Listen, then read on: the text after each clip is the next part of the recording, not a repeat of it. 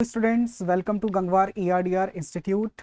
बेटा, ये जो संडे को आपका टेस्ट हुआ था सारे बैचेस में, alpha beta gamma delta theta और साकार बैच में, इसमें जो बायो का सिलेबस है ये दिया हुआ है आपके सामने, पेपर पे भी आपको दिया गया था। तो आज हम लोग क्या करेंगे, ये जो टेस्ट में क्वेश्चंस आए थे 100 बायो के, इसका डिटेल सोल्यूशन करेंगे। तो जितने भी क्वेश्चंस थे उनको एक एक करके उनका सोल्यूशन करेंगे। तो चलिए स्टार्ट करते हैं।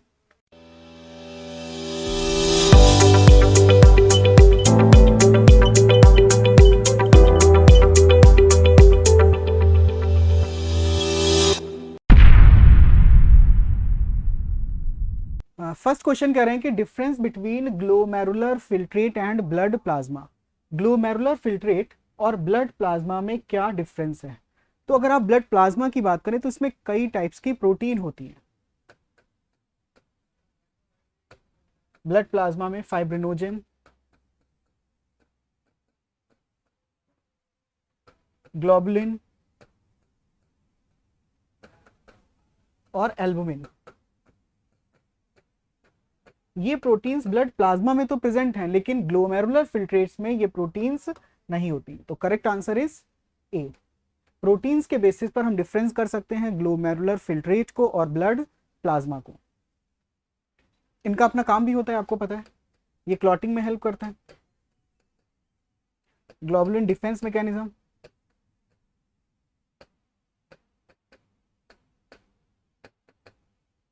और albumin osmotic balance.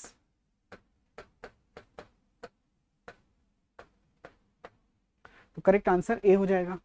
Question number second, what is the chemical composition of renal कैल्कुलाई besides uric acid? जो रीनल कैल्कुलाई होते हैं इनका कंपोजिशन क्या है? आप जानते हैं कि जो रीनल कैल्कुलाई हैं ये ऑक्सिलेट होते हैं, और जब ये कैल्शियम से मिलते हैं तो क्या बनाते हैं? Calcium oxalate. So the composition of renal calculi is calcium oxalate. Store house of collected plants specimen called herbarium serve which of the following function? कह रहे हैं कि हर्बेरियम के लिए इनमें से कौन सा पॉइंट सही है? यूजफुल इन आइडेंटिफिकेशन, ठीक है, ये आइडेंटिफिकेशन में हेल्प करते हैं herbarium. Quick source of reference, आप जानते हैं कि जो हर्बेरियम है ये क्या है? रेफरेंस के लिए क्विक सोर्स की तरह भी इनका यूज किया जाता है। Provide information about local flora. Local flora में ऐसा कोई हर्बेरियम का रोल नहीं, क्योंकि हम हर्बेरियम में क्या करते हैं, जो भी ड्राइड लीव्स और फ्लावर है उनको हर्बेरियम शीट पर प्रिजर्व किया जाता है। तो यहां पर हम कह सकते हैं more than one option is correct. Question number 4, the special technique for the collection and preservation of specimens. जो स्पेसिमेंस हैं इनके कलेक्शन और प्रिजर्वेशन के लिए कौन सी स्पेशल टेक्निक्स यूज की जा रही है? कौन सी टेक्निक नहीं, हमें मेथड बताना है। The special technique for collection and preservation of specimen are required in herbaria, zoological park, herbaria and museum. तो आप देखते हैं कि जो हर्बेरिया या म्यूजियम है, हर्बेरिया में भी हम क्या करते हैं, जो हर्बेरियम शीट्स होती हैं इनके ऊपर लीव्स को ड्राई करके, फ्लावर को ड्राई करके प्रिजर्व किया जाता है, और म्यूजियम में भी प्लांट्स और एनिमल को प्रिजर्व करते हैं। लेकिन आप जानते हैं एनिमल्स को प्रिजर्व करने के लिए इसमें फॉर्मेलिन का यूज किया जाता है। जो लार्ज एनिमल है, बर्ड्स, इनको हम लोग पिनिंग करके कलेक्ट करते हैं। तो यहाँ पर जो क्वेश्चन है स्पेशल टेक्निक्स के लिए कलेक्शन और प्रिजर्वेशन में हम किसका यूज करेंगे? Herbarium and museum. तो herbarium and museums these are use for the collection and preservation of specimens. ठीक है, अगर लाइव स्पेसिमेंस कहता तो हम जूलॉजिकल पार्क या बोटेनिकल गार्डन पर भी जाते हैं।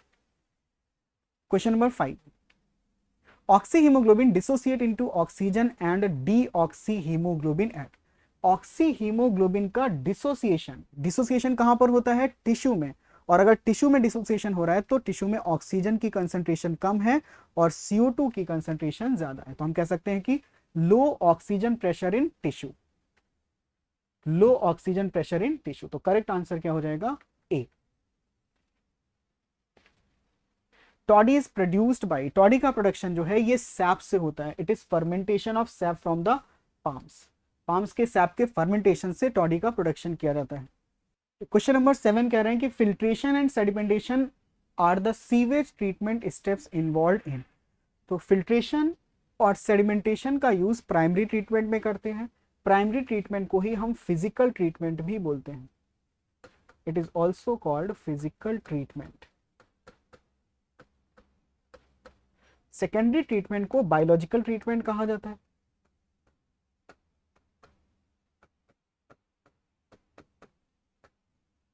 It is also called biological treatment. ये जो फिल्ट्रेशन एंड सेडिमेंटेशन है ये प्राइमरी ट्रीटमेंट का पार्ट है। फिल्ट्रेशन में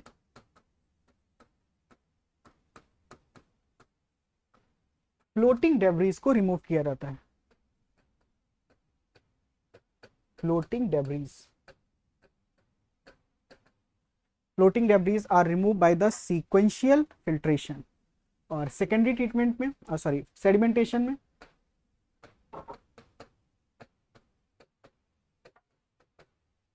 अगर बात सेडिमेंटेशन की जाए तो इसमें grit and suspended particles,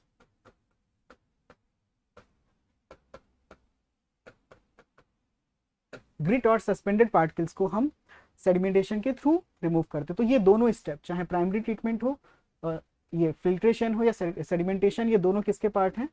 primary treatment. ये दोनों पार्ट हैं प्राइमरी ट्रीटमेंट के। तो करेक्ट आंसर हो जाएगा primary treatment. A crop must be tested for at least growing season before releasing for commercialization. Commercialisation से पहले क्रॉप को कम से कम 3 ग्रोइंग सीजन के लिए टेस्ट किया जाएगा। तो correct answer is C. In mung bean resistance to yellow mosaic virus and powdery mildew was introduced by. Mung bean में जो येलो मोजाइक वायरस है इससे रजिस्ट्रेशन म्यूटेशन ब्रीडिंग से डेवलप किया गया। Correct answer is C. The abnormal frequent bowel movement and increased liquidity of fecal discharge. Liquidity का बढ़ जाना और abnormal frequency of bowel movement का होना, ये किस बीमारी का इंडिकेशन है? डायरिया। डायरिया कॉन्स्टिपेशन में फ्रीक्वेंसी बदल जाती है,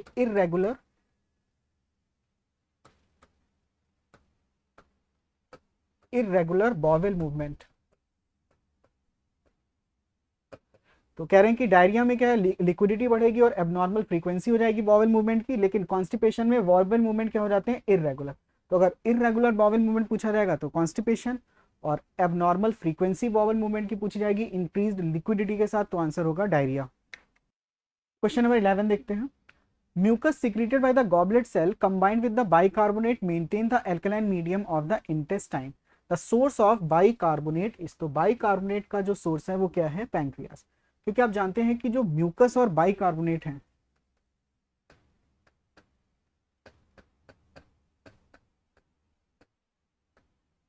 ये क्या करते हैं?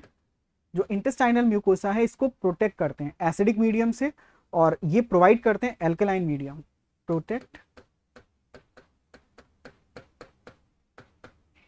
Intestinal mucosa from acidic medium by providing alkaline medium. क्या प्रोवाइड करते हैं? Alkaline medium.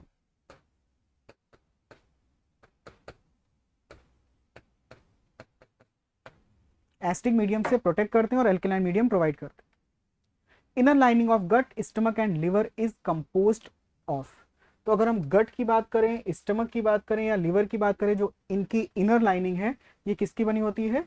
Simple columnar epithelium.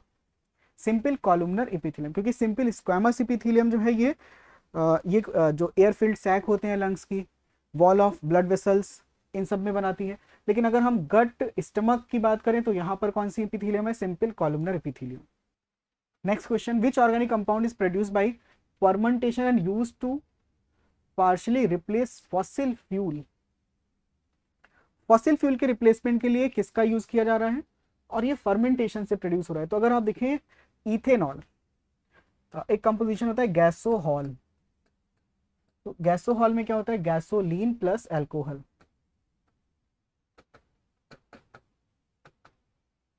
Alcohol कम होता है लगभग 10% और गैसोलीन 90% है। तो इसका मतलब एल्कोहल का यूज हम फॉसिल फ्यूल के रिप्लेसमेंट के लिए कर सकते हैं। Fermentation use to partially replace fossil fuel. Correct answer is ethanol. तो क्वेश्चन नंबर 13 को देखें। क्वेश्चन नंबर 13 को देखेंगे, which organic compound is produced by fermentation and is used to partially replace fossil fuel. Fermentation से कौन सा organic compound produce किया जा रहा है और इसको हम कुछ हद तक फॉसिल फ्यूल से रिप्लेस कर सकते हैं। तो फर्मेंटेशन से प्रोडक्शन किसका होता है, आप जानते हैं इथेनॉल, और इथेनॉल को फॉसिल फ्यूल के रिप्लेसमेंट पे यूज कर सकते हैं। जैसे गैसोहॉल होता है, तो गैसोहॉल में 90% गैसोलीन एंड 10% अल्कोहल होता है। तो मेनली कौन सा अल्कोहल यूज करते हैं, इथेनॉल। तो इसीलिए कहा गया कि इथेनॉल को हम फॉसिल फ्यूल के रिप्लेसमेंट के लिए पार्शियली यानी कुछ हद तक इसका यूज किया जा सकता है। Which of the following is mainly produce by the activity of anaerobic bacteria on sewage. तो एनारोबिक बैक्टीरिया पर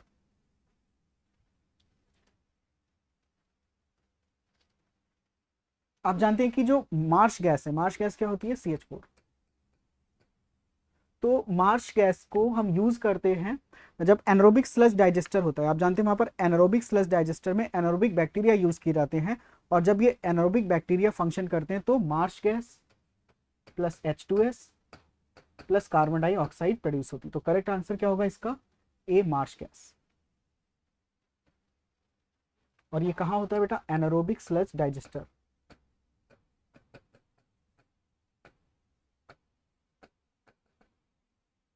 सेकेंडरी ट्रीटमेंट करते हैं ना, जब सीवेज ट्रीटमेंट में सेकेंडरी ट्रीटमेंट पर आते हैं, बायोलॉजिकल ट्रीटमेंट, तो वहां पर एनारोबिक स्लज डाइजेस्टर में एनारोबिक बैक्टीरिया होते हैं जिनको मेथनोजेंस कहा जाता है, और ये मार्श गैस H2S और CO2 का प्रोडक्शन कर। RH factor is connected to, RH factor macaca rhesus monkey की स्पीशीज से रिलेटेड है। Question number 16, the science of reading, feeding and care breeding of utilization of animal is. तो इसको हम क्या नाम देते हैं, animal husbandry. This is called animal husbandry.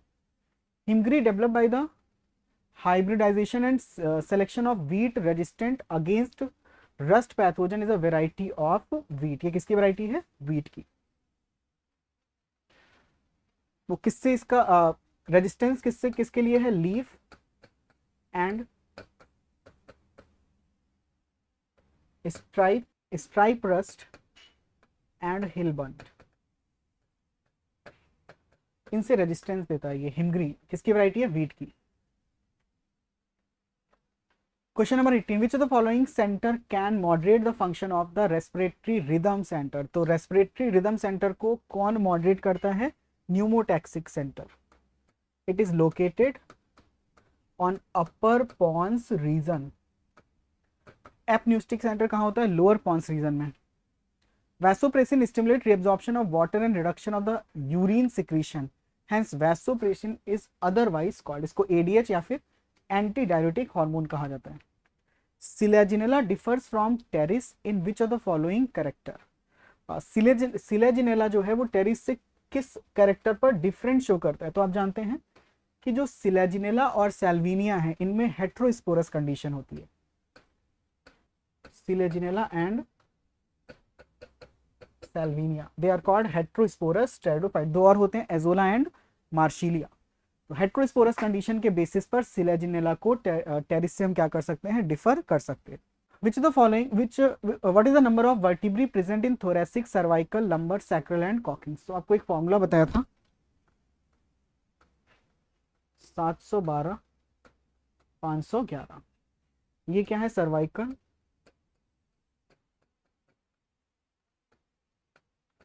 Thoracic, lumbar, sacral, और लास्ट में कौन सी हो जाएगी, कॉकिंग्स। तो आप मिला लें। इसमें पहले कौन सा पूछा गया है, थोरेसिक, फिर बाद में cervical.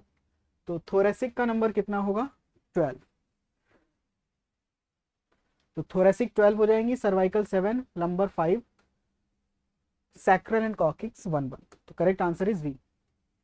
The step of muscle contraction where energy is utilise in the form of ATP. कह रहे हैं कि मसल कॉन्ट्रेक्शन के कौन से स्टेप में एनर्जी का यूटिलाइजेशन हो रहा है, एटीपी के फॉर्म में।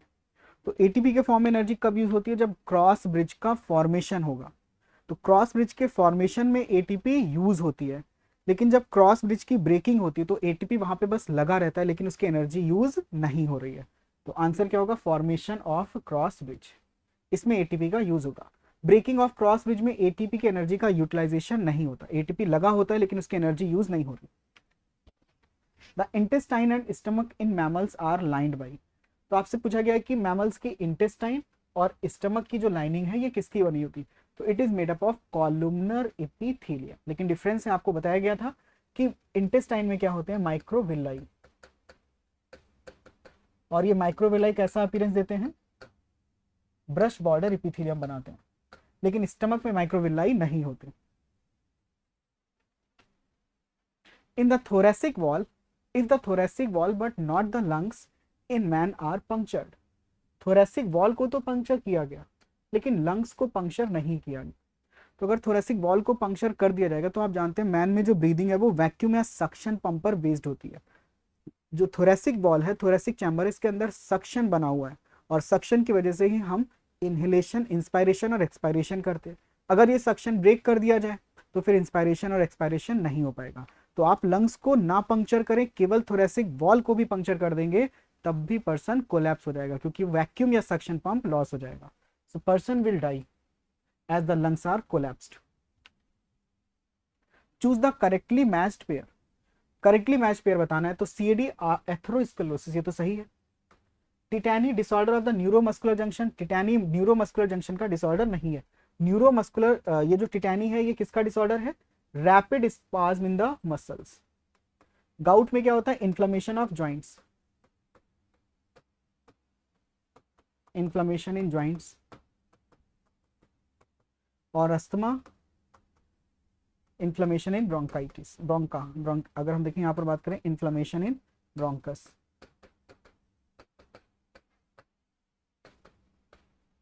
तो यहां पर सही आंसर क्या हो जाएगा, एथेरोस्क्लेरोसिस। ठीक है, करेक्ट आंसर इज ए।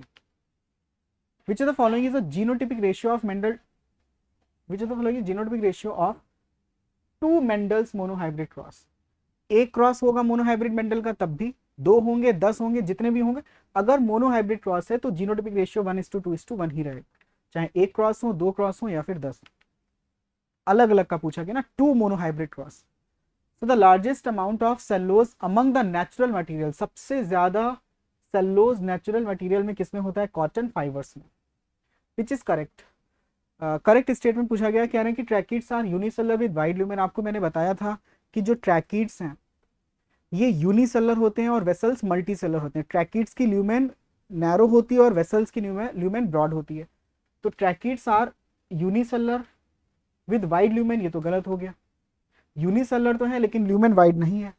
लेकिन वेसल्स कैसे हैं, मल्टी सेलुलर हैं विद वाइड ल्यूमेन, ये सही हो गया। तो सेकंड स्टेटमेंट सही हो जाएगा। The cri du chat syndrome is caused by the change in the chromosome structure involving. ये क्राइडू-चैट सिंड्रोम को हम कैट क्राई सिंड्रोम भी कहते हैं। It is also called cat cry syndrome. और इसमें क्या होता है, क्राइडू-चैट सिंड्रोम में जो 5th क्रोमोसोम होता है इसकी शॉर्ट आर्म में डिलीशन हो जाता है। तो deletion in short arm of 5th chromosome, deletion in short arm of 5th chromosome, A answer सही है। तो चलिए नेक्स्ट क्वेश्चन 30 पर आते हैं बेटा। क्वेश्चन नंबर 30 कह रहा है a male human is heterozygous for autosomal gene A and B. A और बी के लिए मेल ह्यूमन हेट्रोजाइगस है। तो अगर हेट्रोजाइगस है तो हम capital A small A, capital B small B use करेंगे।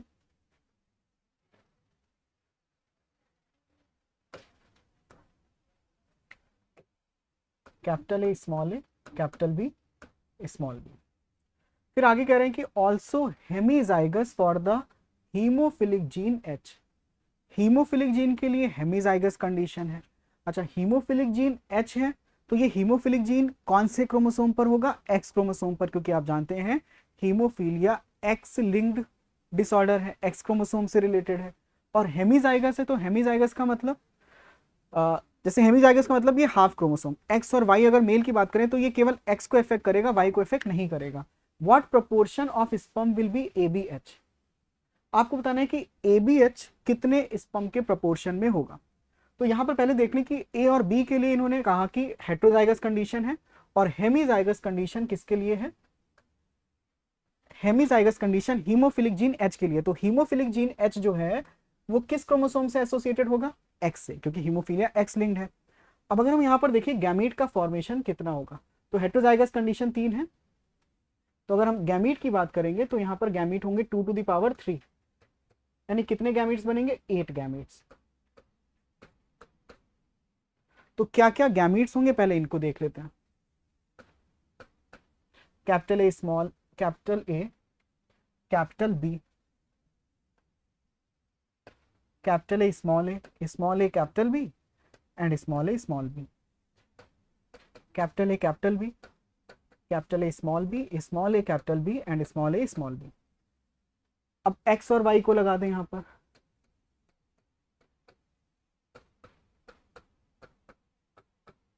और जहां पर एक्स क्रोमोसोम होंगे वो हीमोफिलिक जीन एच को भी कैरी करेगा, तो एक्स के साथ आपको एच लगाना है। क्लियर। अब हमसे क्वेश्चन में पूछ रहा है व्हाट प्रपोर्शन, तो गैमीट्स कितने हैं टोटल, 8। इन 8 गैमीट्स में से किस गैमीट में एबीएच कंडीशन होगी, मतलब small a, small b and H. तो स्मॉल ए, स्मॉल बी वाली तो 2 कंडीशन दिख रही है आपको, लेकिन एच किसके साथ होगा, एच तो केवल एक ही के साथ होगा ना, एक्स के साथ। तो इसका मतलब स्मॉल ए, स्मॉल बी और एच कंडीशन केवल इसी में तो पाई जा रही है। और ये कितना नंबर है, 1। तो out of 8 gametes only one will show ABH condition. तो आंसर क्या हो जाएगा, 1/8। 1/8 is the correct answer. Which of the following phase are longest and shortest in mitosis. तो माइटोसिस में लॉन्गेस्ट फेज कौन सी है, prophase, and shortest phase is anaphase. तो correct answer is B. Which of the following 2 events restore the normal number of chromosomes in life cycle. कह रहे हैं कि कौन से 2 इवेंट हैं जो लाइफ साइकिल में नॉर्मल नंबर ऑफ क्रोमोसोम्स को रिस्टोर कर रहे हैं। तो रिस्टोरिंग तो कब होगी, जब मियोसिस होती है तो गैमीट बनते हैं, और आप जानते हैं कि जो सेल्स हैं वो हैप्लॉइड हैं, और अगर हैप्लॉइड हैं तो इसमें क्रोमोसोम्स का नंबर हाफ हो जाएगा। लेकिन ये गैमीट्स जब फ्यूज होते हैं, फर्टिलाइजेशन होता है, तो फिर से डिप्लॉइड कंडीशन रिस्टोर हो जाती है। तो meiosis and fertilisation, these 2 events are responsible for the restoring of normal number of chromosome in life cycle. तो क्वेश्चन नंबर 33 देखते हैं, the region of the attachment of chromosome to spindle fibre is called. Spindle fibre chromosome के किस region से attach होते हैं, तो spindle fibres are attached with centromere. Correct answer A हो जाएगा, centromere. Which of the following biomolecules does have phosphodiester bond. तो phosphodiester bond कहां पर होते हैं, आप पढ़ते हैं ना, एक न्यूक्लियोटाइड दूसरे न्यूक्लियोटाइड से 3,5 फॉस्फोडाइएस्टर बॉन्ड से जुड़ा होता है। तो फॉस्फोडाइएस्टर बॉन्ड कहां पर होंगे, न्यूक्लिक एसिड इन न्यूक्लियोटाइड्स। तो 2 न्यूक्लियोटाइड के बीच 3,5 फॉस्फोडाइएस्टर बॉन्ड होते हैं। मोनोसैकेराइड इन पॉलीसैकेराइड, इसमें कौन से होते हैं, ग्लाइकोसिडिक बॉन्ड।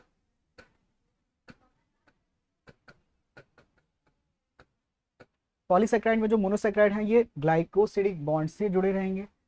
अगर आप देखें कि अमीनो एसिड्स इन पॉलीपेप्टाइड, तो आप जानते हैं पेप्टाइड बॉन्ड होते हैं। फिर कह रहे हैं फैटी एसिड, तो फैटी एसिड में कौन से होते हैं, ester linkage, ester linkage. Which of the following is a secondary metabolite as well as a drug. तो इनमें से कौन सा सेकेंडरी मेटाबोलाइट है और ड्रग भी है, तो vinblastine and curcumin. Vimblastin and curcumin, these are secondary metabolites and can be used as drug. Which of the following is incorrect? इनमें से कौन सा incorrect है, quaternary structure refers to the special relation between the individual polypeptide chain in a multi-chain protein. The tertiary structure is absolutely necessary for many biological activities. ये भी सही है बेटा, क्योंकि जो बायोलॉजिकल एक्टिविटी है ये कौन से स्ट्रक्चर से एक्सप्लेन की जाती है, टर्सरी स्ट्रक्चर से। फिर कह रहे हैं biological describe the protein structure eight 3 levels only. 3 level नहीं थे, primary, secondary, tertiary and quaternary. कितने लेवल पर हैं, 4 लेवल पर हैं, तो ये गलत हो जाए। तो incorrect statement is C, incorrect पूछा ही हमसे। Below the image of an organic molecule that participate in the formation of a biomolecules. कहने के नीचे एक इमेज है, आई होप थोड़ा क्लियर दिख रहा होगा आपको, नहीं क्लियर दिख रहा है तो सबके पास टेस्ट पेपर है उसमें भी है। Below is the image of an organic molecule, ये ऑर्गेनिक मॉलिक्यूल का इमेज है, that participate in the formation of molecule, जो कि एक बायो मॉलिक्यूल के फॉर्मेशन में पार्टिसिपेट कर रहा है। In the above image the molecule determine the element that the place marked by a dot इस इमेज में जहां पर डॉट है, जैसे ये डॉट बने हुई है ना, ये डॉट किस एलिमेंट को रिप्रेजेंट कर रहे हैं? तो ये डॉट किसको रिप्रेजेंट कर रहे हैं? They represent carbon. आपने ऑर्गेनिक केमिस्ट्री में पढ़ा भी है। टेट्रावैलेंसी शो करता है ना, catenation and tetravalency, the two unique feature of carbon. तो ये जो डॉट है ये किसको रिप्रेजेंट कर रहे हैं? कार्बन को। और देखो 4 वैलेंसी है भी यहाँ पर, एक दो तरफ हाइड्रोजन लगा है, एक तरफ ये बॉन्ड और एक तरफ ये बॉन्ड। जितने भी डॉट हैं सबसे 4 बॉन्ड लगे हुए हैं। Choose the incorrect statement. तो अगर हम इनकरेक्ट स्टेटमेंट की बात करें तो इनमें से कौन सा स्टेटमेंट इनकरेक्ट है? Movement of one of the significant feature of living being for both plant and animals, ये बिल्कुल सही है बेटा। Steaming of protoplasm in unicellular organism like amoeba is a simple form of movement. The movement of cilia, flagella and tentacles are shown by Euglena, Paramecium and Hydra respectively. cilia Euglena में नहीं होते। respectively का मतलब cilia किसके लिए कहा गया? Euglena के लिए, flagella Paramecium ऐसा नहीं है। आप जानते हैं cilia से movement किसमें होता है? Paramecium में। तो ये statement incorrect हो गया। human being can move limbs, jaw, eyelids, tongue and ear pinna। Limbs, jaw, eyelids, tongue को मूव करा सकते हैं लेकिन ईयर पिन्ना का मूवमेंट नहीं हो सकता। तो ये डी ऑप्शन भी इनकरेक्ट है। नेक्स्ट स्टेटमेंट क्या है? Locomotion is generally for the search of food, shelter, mate, suitable breeding grounds, favourable climatic conditions और to escape from the enemy और प्रेडेटर। तो ये बात भी सही है। तो इनकरेक्ट स्टेटमेंट इसमें केवल 2 हैं, सी एंड डी। तो C and D are the incorrect statement. So the correct option for this question will be C. The significance of meiosis is that of, meiosis का significance क्या है भाई? आप जानते हैं कि meiosis maintain the constant chromosome number to a particular species। क्योंकि अगर meiosis नहीं होगा तो गैमीट कैसे बनेंगे, और गैमीट में हैप्लॉइड कंडीशन होती है और ये गैमीट फ्यूज करते हैं तो फर्टिलाइजेशन होता है, जाइगोट बनता है, जाइगोट डिप्लॉइड है। तो meiosis की वजह से जो क्रोमोसोम नंबर है ये कांस्टेंट रहता है किसी भी स्पीशीज में। Carbon dioxide is transported by blood to lungs mostly. Carbon dioxide को ब्लड से लंग तक ट्रांसपोर्ट करने का काम कौन करता है? तो आप जानते हैं ये मोस्टली तो कार्बोनिक एसिड करते हैं, बट ओनली कह रहा है तो ओनली गलत है। जो बाइकार्बोनेट के फॉर्म में है ये मेजर, लगभग 70% कार्बन डाइऑक्साइड बाइकार्बोनेट के फॉर्म में टिश्यू से लंग्स तक ट्रांसपोर्ट होती है।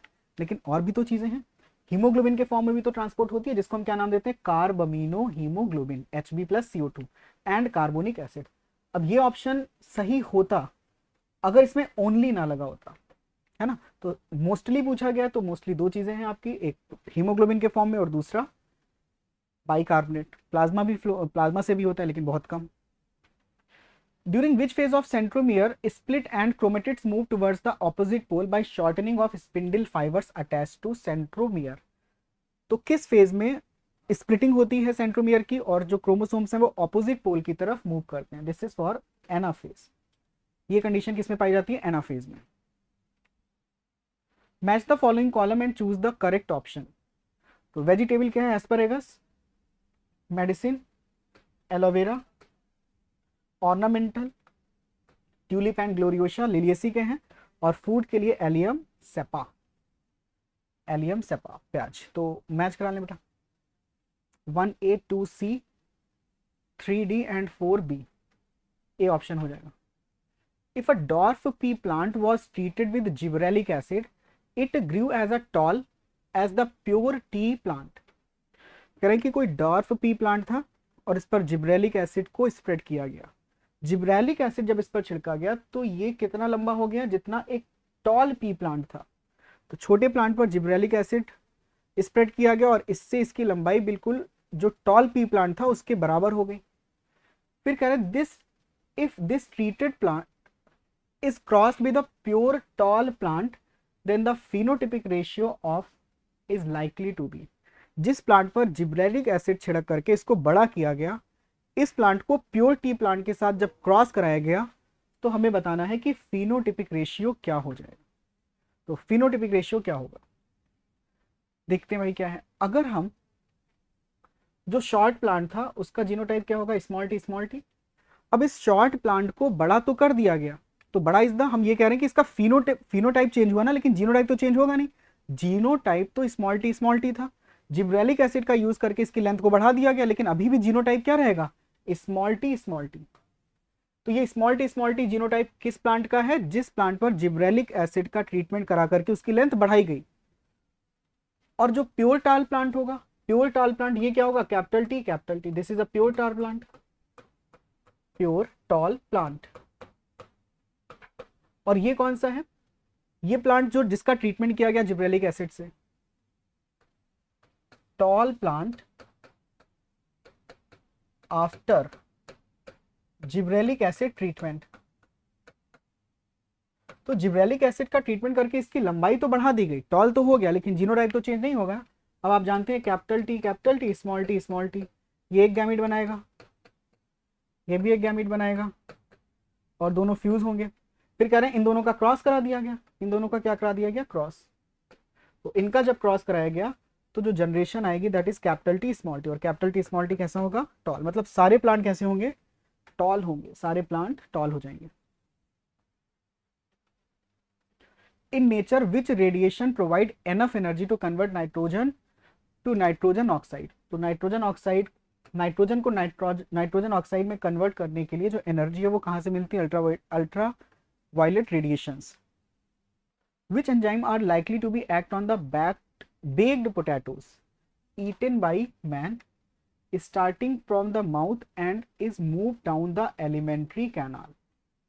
Baked potato, कोई ह्यूमन इसको खा रहा है, तो बेक्ड पोटैटो का मतलब किसकी बात हो रही है? पोटैटो में क्या है? स्टार्च, स्टार्च की बात हो रही है। और जब ये एलिमेंट्री कैनाल में मूव करेगा पोटैटो, जो बेक्ड पोटैटो है, तो उसमें स्टार्च, और स्टार्च का क्या किया जाएगा? डाइजेशन। तो डाइजेशन माउथ में सबसे पहले कौन करेगा? Salivary amylase. तो सबसे पहले तो सलाइवरी अमाइलेज हो जाएगा।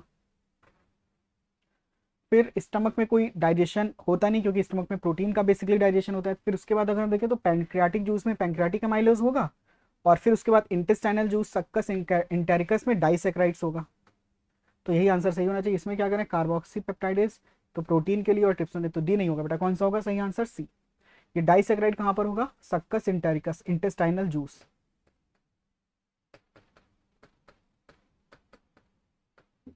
तो करेक्ट आंसर सी हो जाएगा। Choose the incorrect statement from the following. ये 4 स्टेटमेंट दिए हुए हैं, आपको बताना है इनमें से कौन सा स्टेटमेंट इनकरेक्ट है।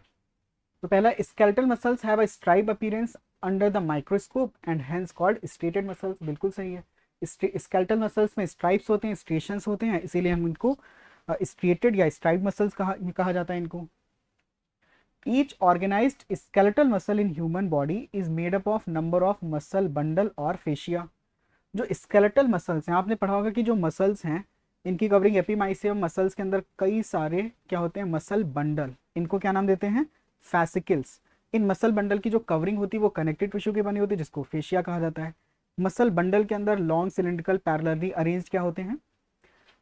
मसल फाइबर, या इनको मसल सेल कहा जाता है। और मसल फाइबर या मसल सेल के अंदर क्या है? मायोफिलामेंट्स या मायोफाइब्रिल्स।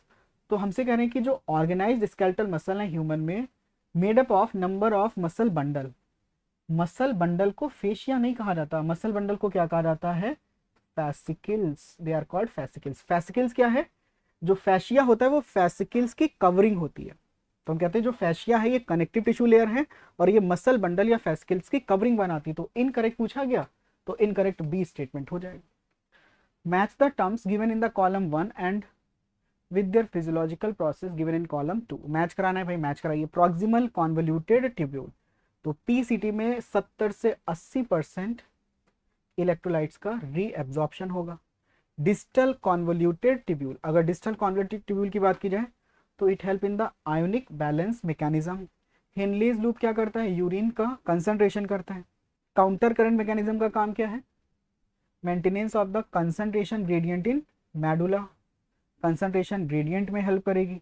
और रीनल कैप्सूल, अगर हम रीनल कैप्सूल की बात करें तो फिल्ट्रेशन ऑफ ब्लड ट्यूब्यूल होगा, लेकिन ये क्वेश्चन इनकम्प्लीट है। यहाँ पर formation of tubule concentrated urine होगा, कंसंट्रेटेड यूरिन। तो यूरिन को कंसंट्रेट करने का काम कौन करता है? Loop of Henle, Henle's loop. तो अब आप मैच करा लेंगे तो आंसर हो जाएगा। तो इसको मैच कराएंगे, A3 से मैच करेगा, B4 से, C1, D5 एंड E2। तो बी आंसर होना चाहिए बेटा, A3, B4, C1, D5 and E2। Indicate correct statement for human. Human के लिए करेक्ट स्टेटमेंट क्या है? Arteries always carry oxygenated blood and when always carry deoxygenated blood. ऐसा तो नहीं, एक्सेप्शन होते हैं ना, पल्मोनरी आर्टरी, पल्मोनरी वेन, तो ये बात तो गलत हो गई। Venous blood is return to the left auricle, right auricle में कलेक्ट होता है, ये भी गलत हो गया। Arteries are provided with the walls while the veins are devoid of walls. Arteries में वॉल नहीं होते, वेन्स में होते हैं। Arteries always carry blood away from the heart and veins always carry blood towards the heart. तो arteries हमेशा blood से दूर ले जाती हैं, ब्लड हार्ट से दूर ले जाती हैं और वेन्स हार्ट की तरफ लाती हैं। Decrease in the rate of heart beat, speed of conduction of action potential and thereby the cardiac output. तो हार्ट बीट को डिक्रीज करने की बात करें तो डिक्रीज कौन करता है? Parasympathetic nerves. तो neural signal through parasympathetic nerve, option B will be correct. Sympathetic क्या कर देगा? बढ़ा देगा, और पैरासिम्पैथेटिक क्या करेगा? डिक्रीज कर देगा। क्वेश्चन नंबर 50 कह रहे हैं plant show thallus level of organisation, it show rhizoids and is applied and need water to complete its life cycle because the male gametes are motile। तो थैलस लेवल का मतलब हो गया इसमें ट्रू रूट्स, लीफ और stem नहीं होते, और वाटर इनको चाहिए फर्टिलाइजेशन के लिए, और इसमें क्या है? रूट की जगह क्या है? राइजोइड्स। तो ये बात किसके लिए की जा रही है? ब्रायोफाइट्स। तो ब्रायोफाइट्स में थैलस जो है इसमें ट्रू रूट्स, लीफ और स्टेम नहीं होते, इसमें राइजोइड्स होते हैं जो कि रूट लाइक स्ट्रक्चर है, और इनको वाटर चाहिए किसके लिए? मेल गैमीट के ट्रांसपोर्टेशन के लिए। Which of the following wood is involved in the conduction of water and minerals। तो वाटर और मिनरल के कंडक्शन के लिए कौन सी वुड रिस्पॉन्सिबल है? तो आप देखते हैं कि जैसे ओड कोई वुडी ट्री है तो इसमें जो सेंट्रल पोर्शन है डार्क ब्राउन कलर का हो जाता है, इसको क्या नाम देते हैं? Hard would. और क्योंकि इसमें डिपोजिशन होता है टैनिन, रेजिन, ऑयल, गम, लेटेक्स, बहुत सारी चीज़ें हैं, ऑर्गेनिक एसिड। लेकिन इसमें अगर हम देखें तो जो सराउंडिंग वाला वुड है that is called sap wood, और sap wood is physiologically active wood क्योंकि इससे वाटर और मिनरल का कंडक्शन होता है। तो वाटर और मिनरल का कंडक्शन किसके थ्रू होता है? Sap wood. इसको और क्या नाम देते हैं? Alburnum. It is also called alburnum. And hardwood is duramen. Durable तो है लेकिन वाटर मिनरल का कंडक्शन नहीं करता, इसीलिए सैप वुड को कहा जाता है physiologically active wood. Physiologically active, physically dead है लेकिन physiologically active. Permanent tissue having all the cells similar in structure and function. तो परमानेंट टिश्यू में कौन से परमानेंट टिश्यू में जो सेल हैं इनका स्ट्रक्चर और फंक्शन बिल्कुल सिमिलर है? तो आपने पढ़ा था कि परमानेंट टिश्यू में दो टाइप है, सिंपल एंड कॉम्प्लेक्स। सिंपल में जो सेल्स हैं वो आइडेंटिकल हैं, बिल्कुल एक जैसी, लेकिन कॉम्प्लेक्स में अलग अलग हैं।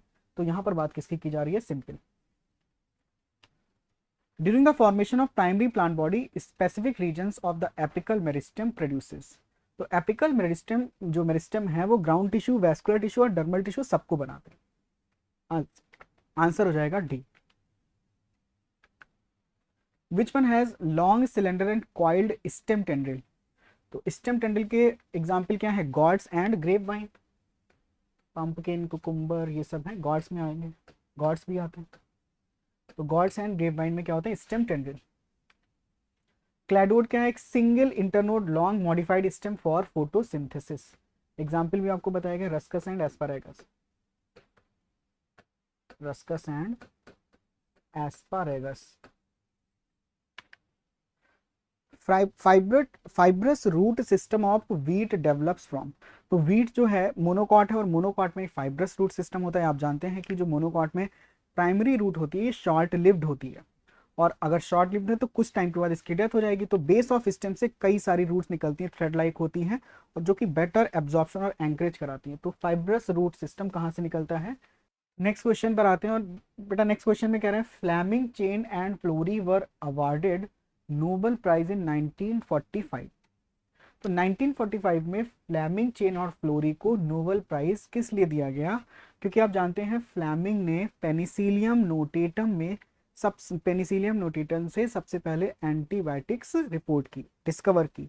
लेकिन ये जो एंटीबायोटिक थी इसका फुल पोटेंशियल किसने बताया था? Chain and Florey. तो चेन एंड फ्लोरी ने पेनिसिलिन का फुल इफेक्टिव पोटेंशियल बताया, तो इसीलिए इन तीनों को बाद में नोबेल प्राइज भी दिया गया। चेन एंड फ्लोरीन ने क्या बताया था, full effective potential as an antibiotic, as an antibiotic, Chain and Florey. Root cap is not use in the absorption of water due to, root cap से water का absorption क्यों नहीं होता है, क्योंकि रूट कैप एक थिम्बल लाइक स्ट्रक्चर है और ये रूट के टेंडर एपेक्स को प्रोटेक्ट करता है, लेकिन इसमें कोई रूट हेयर्स नहीं होते इसलिए एब्जॉर्प्शन नहीं होगा। तो absence of root hairs, root hairs कहाँ पर होते हैं, रीजन ऑफ मैचुरेशन में। तो क्वेश्चन नंबर 59, क्वेश्चन नंबर 59 कह रहे हैं the cell wall material present only in bacteria and blue green algae is, तो बैक्टीरिया और ब्लू ग्रीन अलगी में कौन सा सेल वॉल मटेरियल है। तो आप जानते हैं ना म्यूरामिक एसिड क्या है, आप जानते हैं बैक्टीरिया की सेल वॉल पेप्टाइडोग्लाइकैन की बनी होती है,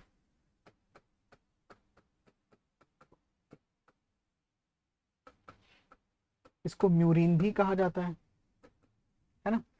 और इसकी सब यूनिट्स क्या होती हैं, NAG and NAM।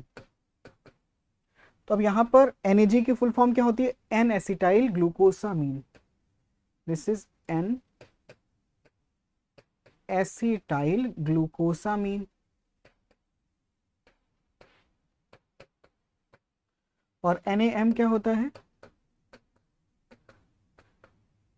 N acetyl muramic acid,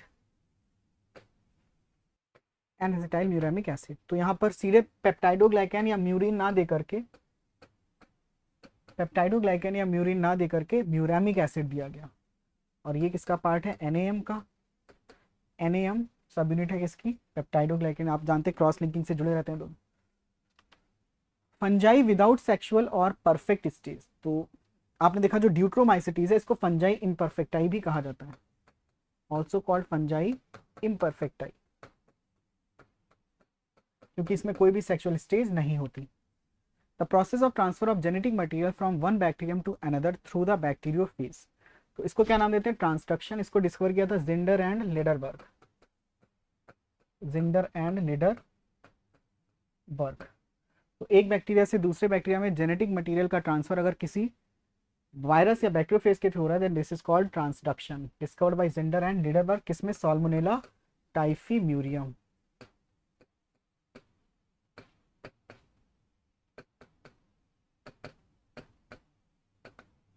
Salmonella typhimurium. Which of the following bacteria is observed as a chain like? Chain like का मतलब क्या हो गया, स्ट्रिप्टोकॉकस। स्ट्रिप्टो का मतलब चेन लाइक और कॉकस का मतलब स्फेरिकल। तो Streptococcus pyogenes, these are chain like spherical.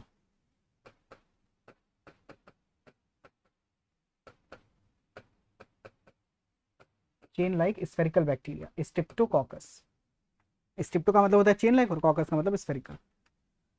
ATP molecule combine with the carrier molecules and allow the passage of substance. तो अगर ATP की यूज हो रही है तो अलोंग कंसंट्रेशन तो होगा नहीं, कैसा होगा, against concentration gradient. Active transport की बात की गई। In dorsiventral leaf upper leaf have lower, in dorsiventral leaf upper leaf have lower number of stomata. आप जानते हैं डाइकॉट लीफ की, डाइकॉट लीफ को हम क्या नाम देते हैं, डॉर्सीवेंट्रल लीफ। तो ये बात किसकी की जा रही है, डाइकॉट लीफ। और डाइकॉट लीफ में जो अपर सरफेस है इस पर स्टोमेटा कम होते हैं और कभी कभी नहीं भी होते हैं। तो ज्यादा स्टोमेटा कहाँ पर है, लोअर, इसीलिए इसको हम नाम देते हैं hypostomatic leaf. It is also called hypostomatic leaf, hypostomatic leaf. तो upper surface have lower number of stomata, lower surface have lower नहीं, lower surface have higher number of stomata. तो ए और सी दोनों सही हैं। Seed increases in its volume by the absorption of water, this phenomena is known as. तो seed जो है water absorption किस फिनोमेना से करते हैं, imbibition. Movement of materials against concentration gradient is due to, against concentration gradient अभी बात की गई, active transport with involvement of ATP, ATP का इन्वॉल्वमेंट होगा। The macronutrient which is essential component of all organic compound but not obtained by the plant from soil, soil से कौन सा macronutrient absorb नहीं होता है, तो कौन सा नहीं होता है, carbon. It is not absorb by the plant from the soil. Which group of 3 micronutrient element affect both photosynthetic and mitochondrial electron transport. मतलब फोटोसिंथेटिक और माइटोकॉन्ड्रिया में इलेक्ट्रॉन ट्रांसपोर्ट के लिए कौन से माइक्रोन्यूट्रिएंट रिस्पॉन्सिबल हैं। तो अगर हम देखें यहाँ पर कॉपर, मैग्नीज एंड आयरन, तो आप जानते हैं ना मैग्नीज का रोल कहाँ पर होता है, फोटोसिस्टम 2। फोटोसिस्टम 2 में मैग्नीज क्या करता है, स्प्लिटिंग ऑफ वाटर।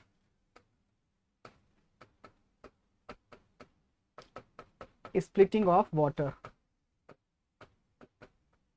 फोटोसिस्टम 2, क्योंकि वाटर स्प्लिटिंग कॉम्प्लेक्स जो है वो थाइलाकॉइड की इनर मेम्ब्रेन के साइड होते हैं, और वाटर की स्प्लिटिंग होती है और क्या बनते हैं, वाटर की स्प्लिटिंग से ऑक्सीजन, इलेक्ट्रॉन और प्रोटॉन। तो फोटोसिंथेसिस में तो मैग्नीज हो जाएगा, कॉपर एंड आयरन। अगर हम कॉपर की बात करें तो ये प्लास्टोसाइनिन, आप जानते हैं plastocyanin and cytochrome C oxidase electron का ट्रांसपोर्ट कराता है। और आयरन जो है it is the component of ferredoxin, ferredoxin and cytochromes. तो अब बेटा साइटोक्रोम्स यहाँ नाम आ रहा है ना, तो साइटोक्रोम्स तो इलेक्ट्रॉन के ट्रांसपोर्ट में हेल्प करते ही हैं, चाहे फोटोसिंथेसिस हो या फिर रेस्पिरेशन। तो इसका मतलब ए ऑप्शन करेक्ट होगा। Reaction of alpha keto glutaric acid with ammonia to form glutamic acid, this is called reductive reaction of alpha keto glutaric acid with ammonia to form glutamic acid is called reductive deamination. Transamination क्या होता है, transfer of amino acid, transfer of amino acid from transfer of amino acid to the keto group, transfer of amino acid to the keto group of keto acid, keto group of keto acid। Keto acid के keto group पर amino acid का जो transfer है इसको transamination कहते हैं, लेकिन reaction of alpha ketogluteric acid with ammonia to form glutamic acid, this is called reductive amination। Nitrogen fixing bacteria found in the root nodule, तो कौन सा है नाइट्रोजन फिक्सिंग बैक्टीरिया, नाइट्रोजिनेस। और ये कैसी प्रोटीन है, MOFE protein, it is MOFE protein. Next 71 question देखिए, what is the meaning of suffix sperm in the angiosperm and gymnosperm. तो ये स्पर्म का मतलब होता है सीडेड प्लांट्स,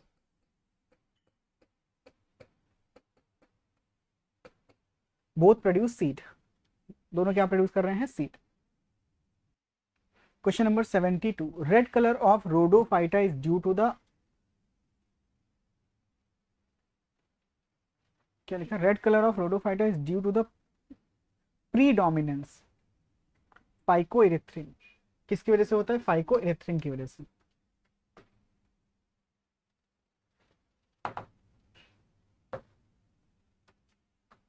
करेक्ट आंसर क्या हो जाएगा, phycoerythrin, predominance.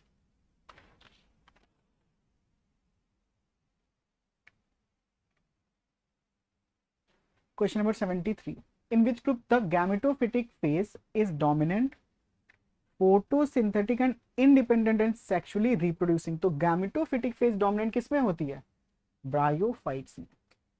It is photosynthetic है and it is independent and sexually reproducing।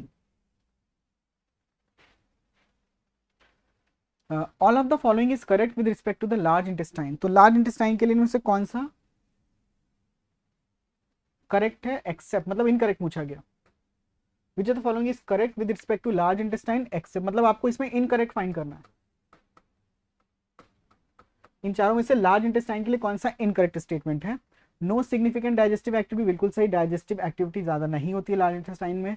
Some water absorption होता है, एब्जॉर्प्शन ऑफ सर्टेन मिनरल्स भी होता है, absorption of remaining glucose and amino acid, no, glucose और अमीनो एसिड का एब्जॉर्प्शन कहां पर होगा, स्मॉल इंटेस्टाइन। तो इसका मतलब ऑप्शन डी इनकरेक्ट है। Pseudostratified columnar epithelium is found in, pseudostratified का मतलब होता है मल्टी लेयर्ड, और कॉलमनर का मतलब है कि जो सेल्स हैं वो टॉल एंड सिलेंडर हैं।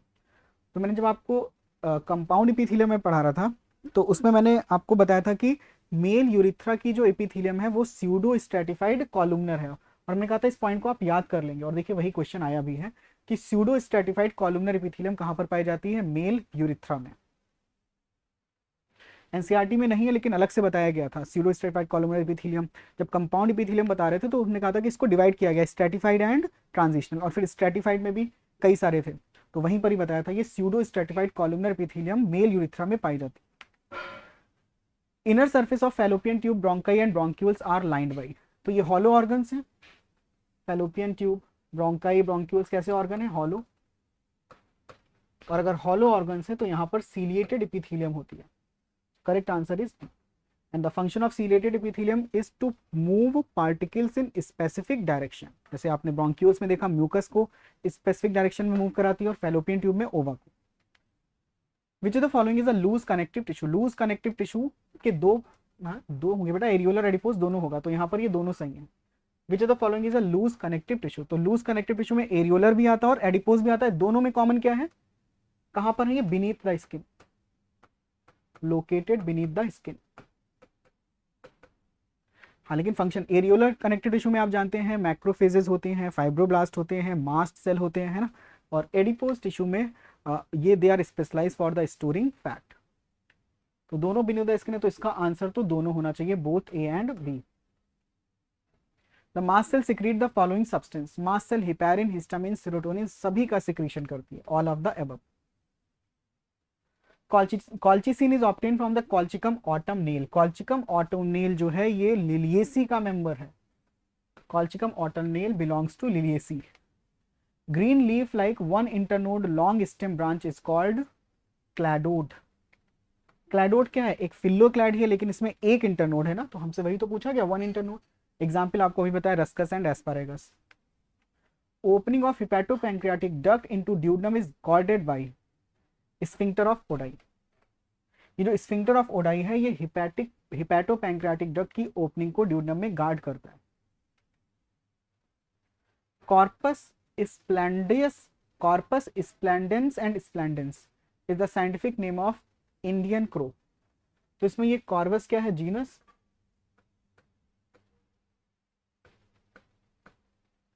ये स्पीशीज हो गई, और ये स्प्लेंडियस सब स्पीशीज हो गई। तो यहां पर जीनस अलग है लेकिन स्पीशीज और सब स्पीशीज एक ही है। तो अगर स्पीशीज और सब स्पीशीज एक है और जीनस अलग है तो ये किसके लिए यूज किया जाता है टर्म? ऑटोनिम्स। टॉटोनिम्स में क्या होता है? टॉटोनिम्स में जीनस और स्पीशीज सेम होती है, जीनस एंड स्पीशीज सेम। जैसे कैटला, कैटला है ना, कैटला, कैटला। तो कैटला, कैटला में ये जीनस और ये स्पीशीज है, तो जीनस स्पीशीज सेम है। या फिर रैटस, रैटस,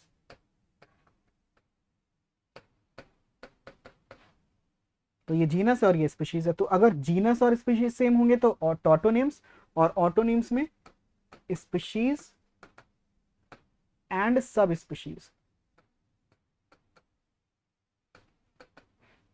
सेम होंगे। तो यहां पर स्पीशीज सब स्पीशीज सेम है, तो आंसर बी हो जाएगा, tautonyms. Living specimens are found in, देखो लिविंग स्पेसिमेंस कहां पर होते हैं? Botanical garden and zoological park. Herbarium और म्यूजियम में हम प्रिजर्व करते हैं कलेक्ट करके, है ना, लेकिन लिविंग स्पेसिमेन की बात की जाएगी तो botanical garden and zoological park. तो B and D, D answer हो जाएगा। Which of the following ions are actively secreted into filtrate by tubular cells? मतलब ट्यूबुलर सिक्रीशन की बात कर रहे हैं, तो ट्यूबुलर सिक्रीशन में K plus H plus and ammonia. तो K plus H plus and ammonia, answer D हो जाएगा। Question number 85, substance like glucose, amino acid, sodium etcetera in the filtrate are reabsorb by. तो इनका reabsorption कैसे होता है? अगर हम substance glucose, amino acid, potassium इन सब की बात करें तो ये active transport. Correct answer is active transport. इनका एब्जॉर्प्शन कैसे हो रहा है? Active transport. Culturing of shoot apex as explant on nutrient medium in the tissue culture gives to a disease free plant. तो आप जानते हैं कि जो शूट एपेक्स है it has virus free plant. आप यहां पर कहा गया कि जो culturing of shoot apex as explant on the nutrient medium in tissue culture gives disease free plant because, क्योंकि शूट एपेक्स या मेरिस्टेम कल्चर जो होता है इससे वायरस फ्री प्लांट मिलते हैं, meristem culture, virus free plants. Meristem culture is done for the virus free plants, मतलब यहाँ पर पैथोजन नहीं होंगे, तो सच एक्सप्लांट इज पैथोजन फ्री, क्योंकि ये मेरिस्टम कल्चर से बनाया गया, सूट एपेक्स से बनाया गया, जहाँ एपिकल मेरिस्टम होता है, तो इसमें कोई भी पैथोजन नहीं होगा। Which of the following is not true, इनमें से कौन सा ट्रू नहीं है। Virus free plant can be produce by the meristem culture, ये अभी अभी आपको बताया गया। सोमा क्लोनल वेरिएशन में be present in plants and produce from callus, ये पॉइंट भी सही है। Soma clonal variations are caused due to recombination during meiosis. अगर हम सोमा क्लोनल वेरिएशन की बात करें तो ये कैसे हैं, ये आइडेंटिकल होते हैं ना, अगर हम इनके पेरेंट्स के, जैसे कि यहाँ पर जो सेल्स हैं इन वेरिएशन से जो सेल्स होती हैं वो बिल्कुल आइडेंटिकल है, और आइडेंटिकल है तो इसका मतलब वहां पर रिकॉम्बिनेशन नहीं हुआ होगा। क्लियर, तो दीज आर आइडेंटिकल, तो इसका मतलब रिकॉम्बिनेशन होगा। अगर रिकॉम्बिनेशन होगा तो फिर सेल आइडेंटिकल नहीं होंगी, वेरिएशन हो जाएगा। लेकिन सोमा क्लोनल वेरिएशन में जो सेल्स हैं ये बिल्कुल आइडेंटिकल होती हैं, तो इसका मतलब यहाँ पर रिकॉम्बिनेशन नहीं होगा। तो करेक्ट आंसर सी। क्या यूज करते हैं यहाँ पर, genetically identical to original plant.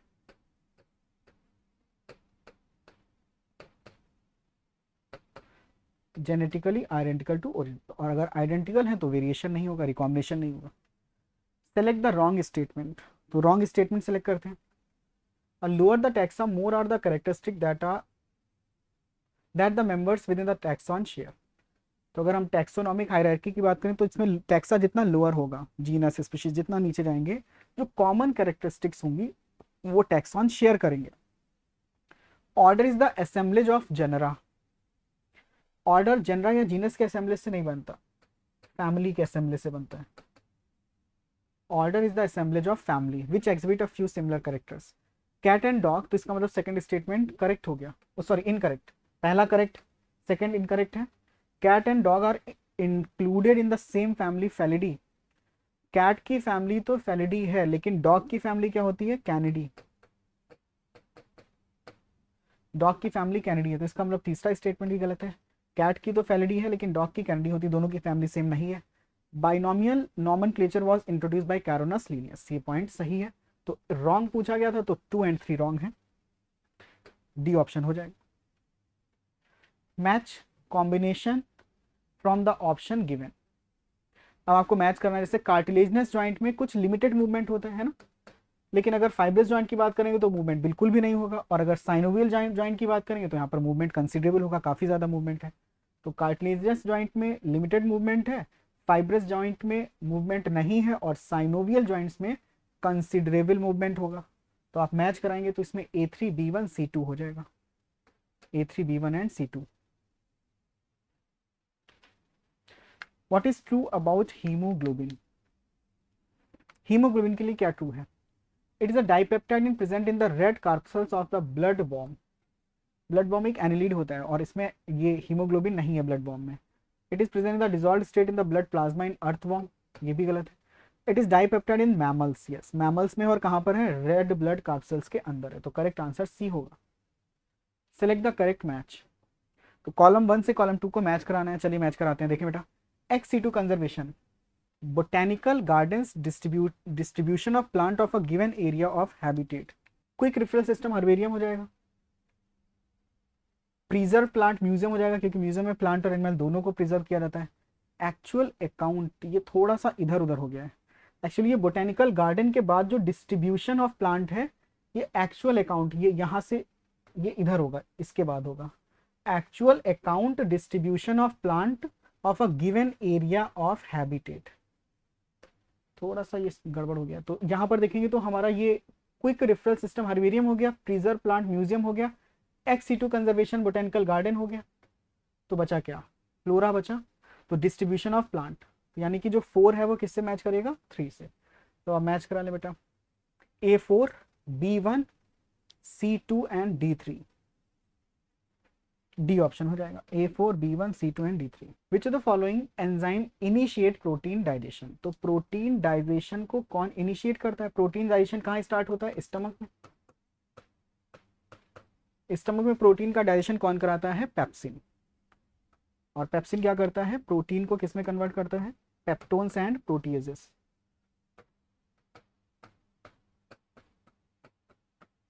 Pepsin inactive form में होता है, पेप्सिनोजन एचसीएल इसको एक्टिवेट करता है और ये प्रोटीन को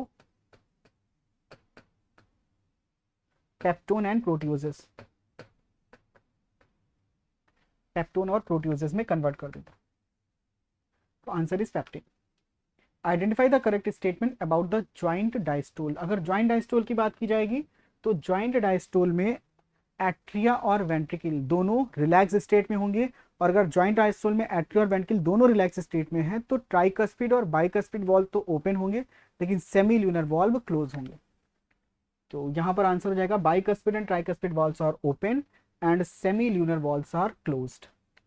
ए एंड डी, ऑप्शन बी हो जाएगा, ए एंड डी। अच्छा, इसमें मतलब अगर हम देखें तो इसमें इनकरेक्ट स्टेटमेंट इन चारों में से पहचानना है कि कौन सा इनकरेक्ट स्टेटमेंट है।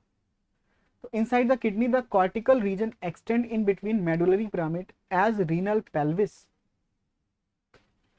जो मेडुलरी पिरामिड्स होते हैं इनके बीच में जब कॉर्टिकल रीजन एक्सटेंड करता है तो रीनल पेल्विस नहीं बनाता, it form renal column, renal column.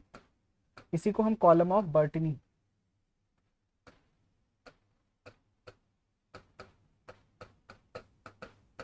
Renal column और कॉलम ऑफ बर्टनी बोलते हैं। तो यही स्टेटमेंट इनकरेक्ट हो गया क्योंकि इसमें कह रहे हैं कि क्या बना रहा है, renal pelvis.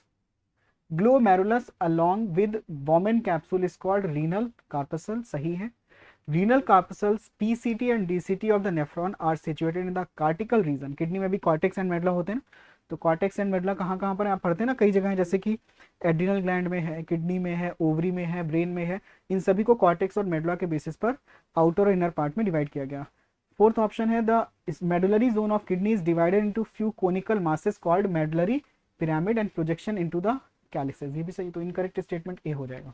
Body tissue obtained O2 from oxyhaemoglobin because of its dissociation.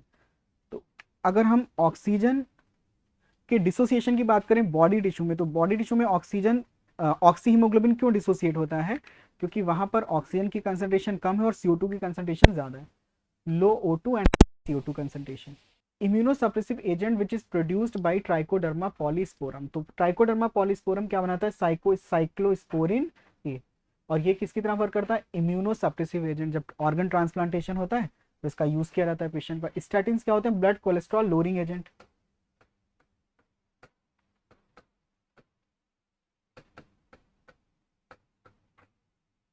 Blood cholesterol lowering agent कहां से निकाले जाते हैं, ईस्ट से, और इसका नाम क्या है, मोनास्कस परप्यूरियस।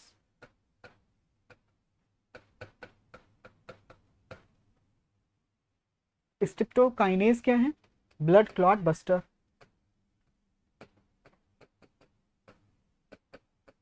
स्ट्रिप्टोकॉकस बैक्टीरिया से निकाले गए इनको।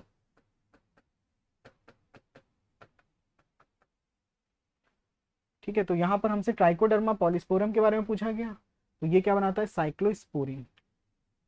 विच is incorrect with respect to bryophyte. तो ब्रायोफाइट के लिए कौन सा इनकरेक्ट है, fertilization takes place in presence of water, true stem leaves and roots are not found, zygote, ये पहला तो सही बेटा, फर्टिलाइजेशन के लिए वाटर की जरूरत होती है, ट्रू रूट स्टेम होते नहीं है इसमें, zygote undergo meiosis to produce haploid spore. Zygote में मियोसिस होती है ब्रायोफाइट में, बेटा ये बात की गई है जाइगोटिक मियोसिस की। ये जो पॉइंट लिखा गया है ये किसके लिए लिखा गया है, zygotic meiosis.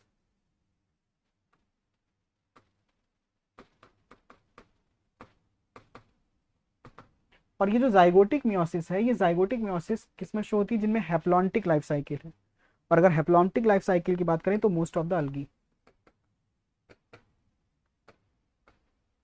Most of the algae show haplontic life cycle. तो जाइगोटिक मियोसिस जो है ये ब्रायोफाइट्स में नहीं होती, क्योंकि अगर आप हम जाइगोटिक मियोसिस की बात करें तो ये हैप्लॉन्टिक लाइफ साइकिल में, और यहाँ पर कहा गया कि which of the following is incorrect with respect to bryophytes, और ब्रायोफाइट्स में zygote undergo meiosis to produce haploid spore, ये बात इनकरेक्ट है।